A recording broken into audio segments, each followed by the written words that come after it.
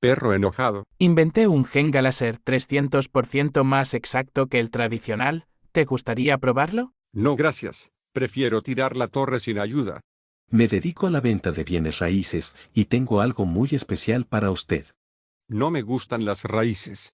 Una vez un sujeto llamó al 911 porque tenía hambre, y le di un buen bocadillo. Yo le hubiera dado un pastelazo. Hay que invertir en pocilgas y en lodo. Oink, oink, oink, oink, oink, oink, oink, oink, oink, oink, oink, oink, oink, oink, oink, oink.